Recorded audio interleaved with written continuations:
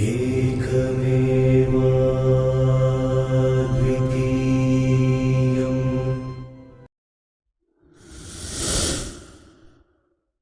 ಈಗ ವೃಷಭ ರಾಶಿಯ 2024ನೇ ಇಸವಿಯ ಫಲಗಳನ್ನು ನಾವು ನೋಡಕ್ ಹೋಯ್ತು ಅಂದ್ರೆ, ವೃಷಭ ರಾಶಿಯವರಿಗೆ ಗುರು ಸದ್ಯಕ್ಕೆ ಏಪ್ರಿಲ್ ತನಕ 12ನೇ ಸ್ಥಾನದಲ್ಲಿ ಇರ್ತಾನೆ.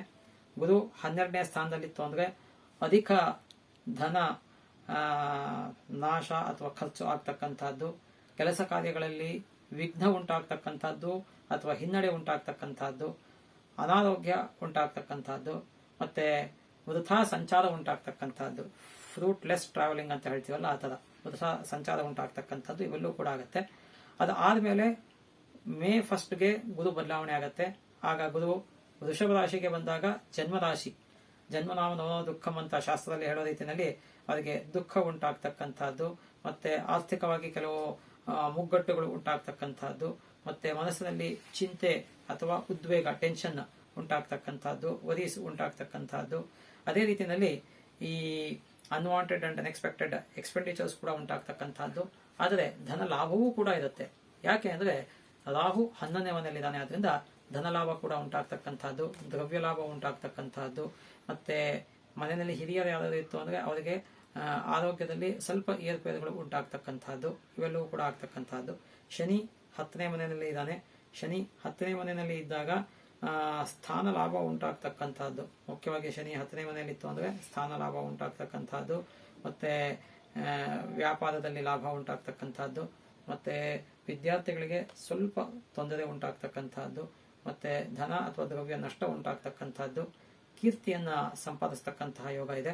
ಅದೇ ರೀತಿಯಲ್ಲಿ ಈ ಕೇತು 5ನೇ ಮನೆಯಲ್ಲಿದ್ದಾನೆ.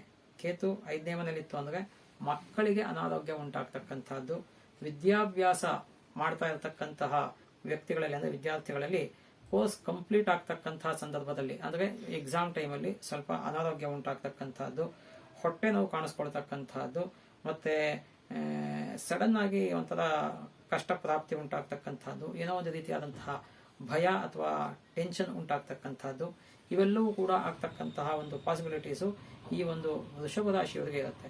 ಈ ವೃಷಭ ರಾಶಿಯವರೆಗೂ ಕೂಡ ಅಷ್ಟೇನೆ ಈ ಒಂದು ಗ್ರಹ ಗತಿಗಳನ್ನು ನಾವು ನೋಡಿದಾಗ ಗುರುವಿನ ಒಂದು ಬಲ ಅಂತ ನಾವೇನು ಹೇಳ್ತೀವಿ ಅದು ಇರೋದಿಲ್ಲ.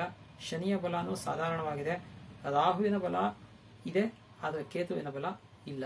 ಹಾಗಾಗಿ ಏನಾಗುತ್ತೆ ಅಂದ್ರೆ ಈ ವೃಷಭ ರಾಶಿಯವರಿಗೆ 2024ನೇ ಇಸ್ವಿನಲ್ಲಿ ಗುರು ಶನಿ ರಾಹು ಕೇತುಗಳಿಂದ ಸ್ವಲ್ಪ ಮಧ್ಯಮ ಫಲ ಅಂತ ಹೇಳ್ಬೋದು ನಾವು. ಯಾಕೆಂದ್ರೆ ಯಾವುದೂ ಕೂಡ ಅಷ್ಟೊಂದು ಪಾಸಿಟಿವ್ ಆಗಿ ಇರೋದಿಲ್ಲ. ಆದ್ರಿಂದ ಗುರು 12 ಮತ್ತು 1 ರಾಶಿಯಲ್ಲಿರ್ತಾನೆ, ಶನಿ 10ನೇ ಸ್ಥಾನದಲ್ಲಿರ್ತಾನೆ, ಕರ್ಮಸ್ಥಾನದಲ್ಲಿರ್ತಾನೆ. ಅದರಿಂದ ನಿಧಾನವಾಗಿ ಏಳಿಗೆ ಆಗ್ತಕ್ಕಂಥದ್ದು, ಮತ್ತೆ ಕೆಲಸದಲ್ಲಿ ತೊಂದರೆಗಳು ಉಂಟಾಗ್ತಕ್ಕಂಥದ್ದು ಇವೆಲ್ಲವೂ ಕೂಡ ಆಗ್ತಕ್ಕಂಥದ್ದು. ಹಾಗಾಗಿ ಈ ವೃಷಭ ರಾಶಿಯವರು ಕೂಡ ಪರಿಹಾರವನ್ನು ಮಾಡಿಕೊಳ್ಳುವಂತಹ ಒಂದು ಪರಿಸ್ಥಿತಿ ಬಂದಾಗ ಮುಖ್ಯವಾಗಿ ಗುರು ಶನಿ ಕೇತು ಈ 3 ಗ್ರಹಗಳಿಗೂ ಕೂಡ ಪರಿಹಾರವನ್ನು ಮಾಡ್ಕೋಬೇಕಾಗತ್ತೆ. ಗುರುವಿಗೆ ಕಡಲೆ ಕಾಳು ಅಥವಾ ಕಡಲೆ ಬೇಳೆ, ಮತ್ತೆ ಶನಿಗೆ ಕರಿ ಎಳ್ಳು ಅಥವಾ ಎಳ್ಳೆಣ್ಣೆಯಿಂದ ದಾನ ಮಾಡತಕ್ಕಂಥದ್ದು, ಮತ್ತು ಕೇತುವಿಗೆ ಹುರುಳಿಯನ್ನ, ಮುಖ್ಯವಾಗಿ ಕೆಲವು ಕಡೆ ಹುರುಳಿ ಸಿಗಲಿಲ್ಲ ಅಂದ್ರೆ ಅಲಸಂದೆ ಕಾಳನ್ನು ಕೂಡ ದಾನ ಮಾಡತಕ್ಕಂಥದ್ದು ಕೂಡ ಕೇಳಿದೀವಿ. ಆದ್ರಿಂದ ಹುರುಳಿ ಅಥವಾ ಅಲಸಂದೆ ಕಾಳನ್ನ ದಾನ ಮಾಡತಕ್ಕಂಥದ್ದು ವಿಶೇಷ ಅಂತ ಹೇಳ್ಬೋದು.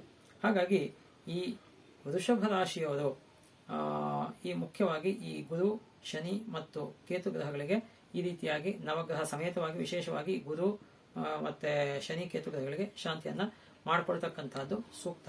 ಮತ್ತೆ ಈ ವೃಷಭ ರಾಶಿಯವರು ಕೂಡ ನಮ್ಮ ಈ ಒಂದು ಸುಧರ್ಮ SPS ಅಂತ ಏನೋ ಒಂದು ಯೂಟ್ಯೂಬ್ ವಾಹಿನಿ ಇದೆ, ಅದನ್ನ ಸಬ್ಸ್ಕ್ರೈಬ್ ಮಾಡಿ ಮತ್ತೆ ಬೆಲ್ ಐಕಾನ್ ಅನ್ನ ಕ್ಲಿಕ್ ಮಾಡ್ಕೊಳ್ಳಿ. ಆಗ ನಿಮಗೆ ಹೆಚ್ಚು ಹೆಚ್ಚು ನೋಟಿಫಿಕೇಶನ್ಸ್ ಬರುತ್ತೆ, ಮತ್ತೆ ಅದನ್ನೆಲ್ಲ ನೀವು ನೋಡೋದಕ್ಕೆ ಅನುಕೂಲ ಆಗುತ್ತೆ. ಮತ್ತೆ ಹೆಚ್ಚು ಹೆಚ್ಚು ಶೇರ್ ಮಾಡಿ. ಯಾಕೆ ಅಂದ್ರೆ ನಾವು ಎಲ್ಲವನ್ನೂ ಕೂಡ ಸತ್ಯಾಂಶಗಳನ್ನೇನೆ ಶಾಸ್ತ್ರಗಳನ್ನ ತೆಗೆದು ಕೆದಕಿ ಅದನ್ನ ಹೇಳ್ತೀವಿ. ಅದರಿಂದ ಅದನ್ನ ನೀವು ಸಬ್ಸ್ಕ್ರೈಬ್ ಮಾಡಿಕೊಂಡು ಬೇರೆ ಜನಗಳಿಗೂ ನೀವು ಕಳಿಸ್ತು ಅಂದ್ರೆ ನಿಮಗೂ ಅನುಕೂಲ ಆಗುತ್ತೆ, ನಿಜವನ್ನು ತಿಳ್ಕೋಬೇಕು ಅಂತ ಇರ್ತಕ್ಕಂಥ ಎಲ್ರಿಗೂ ಕೂಡ ಅನುಕೂಲ ಆಗುತ್ತೆ. ಸರ್ವೇ ಸುಜನಾ ಸುಖಿನೋ ಭವಂತು, ಸಮಸ್ತ ಸನ್ಮಂಗಳಾನಿ ಭವಂತು.